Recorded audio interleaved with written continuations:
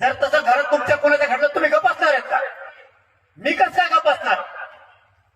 माझ्या समाजातल्या लेकराला तोडून टाकलं. तुमच्या कोणत्या लेकरा बाळाच्या लेकी बाळाच्या जर तसं घडलं तर मी गप्प नाही बसू शकत. तुम्ही मला जातीवादी समजायला लागले, तुम्ही माणसं मारून टाकणार. 35 वर्षात त्यांचं एकही केस झाली होती, त्यांना केजीवारी लागले. त्यांना मोक्यात घालून जेलमध्ये मी सडायला लावलंय, म्हणून त्यांना माझा राग आहे. आणि तुम्ही इथून पुढे जर मराठीचा वाटा जाता तर मी जेलमध्ये तुम्हाला सडीणार. कितीही ताकद लाव, मी तो एक पाठ पुरायला खंबीर आहे. मी कोणती चूक करतोय? जरा त्या संतोष देशमुखांच्या घरी जाऊन एकदा. एवढे लेकर आहेत त्यांचे. बापाला मारल्याचे फोटो पोरगण पोरगी नाही बघू शकत त्यांची.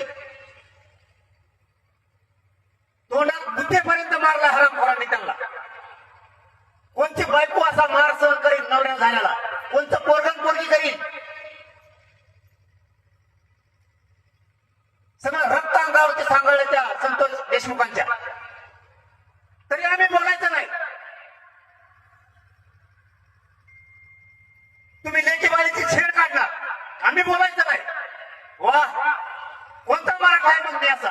माझ्या मराठ्यावर अन्याय होताना मी उघड्या डोळ्याने बघणार. मी मराठीच्या पोटचा असू शकत नाही. तुम्ही त्याचे तुकडे तुकडे करणार. त्या संतोष देशमुखांचे लेकरं दिवाळीच्या दिवशी सगळा महाराष्ट्र फटाकडे वाजवतोय. सगळ्याच्या घरात गोड जेवण आहे. ते लेकरं नाही जेवू शकत. लेकरांना जर आईला विचारलं ना, आई आपले बाबा कुठे आहेत, आई नाही सांगू शकत बाबा कुठे आहेत.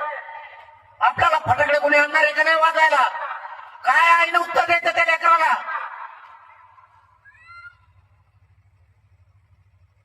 ते पोरगा पोरगी आणि त्यांची बायको एका कोपऱ्यात बसती, जनावरांसारखं ढसा ढसा रडती.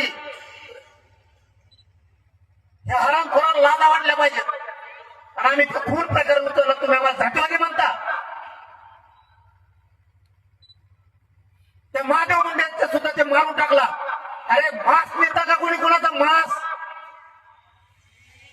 यांनी त्या महादेव मुंड्याचा मांस तोडून नेला. इतकी क्रूर हत्या कसं जगायचं त्यांच्या पोरांनी? ती माऊली माझ्याकडे आली, तिने सांगितलं पाटील माझा नवरा करता गेलाय, कोणी नाही आमच्या मागं वावर नाही आम्हाला. किमान माझे लेकर मोठे झाल्याच्या नंतर मला जर कधी विचारलं आई आपला बाप कोणी मारला तर मला सांगायला तरी नाव राहू दे, यांनी मारला होता, यांना जेलात झाला. म्हणून त्याच्यात गॅसटी लावली. आणि आता 6 आरोपीची त्याची नागपूर टेस्ट झाली. मराठी जर उतरले नसते तर महादेव मुंडेला कधीच नाही मिळाला असता. काय चुकीचं केलं मी? तुम्ही लोकांचे घर बंद केणार, तुम्ही प्लॉट बंद केणार, जमिनी बंद केणार. मी बोलायचं नाही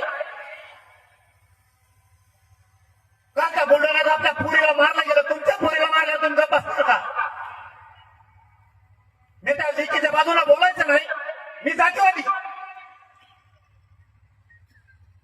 तुम्ही आमच्या अधिकाऱ्याला त्रास देणार खंडणीसाठी, पैशासाठी, वर्गणीसाठी. मी गप्प ऐकून घ्यायचं.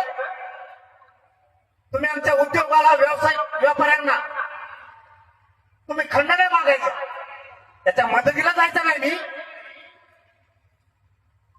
तुम्ही आमच्या अधिकाऱ्यांना विनाकारण खोट्या केसेस कुठून त्याला निलंबित करायचं. मी त्याच्या बाजूने बोलायचं नाही.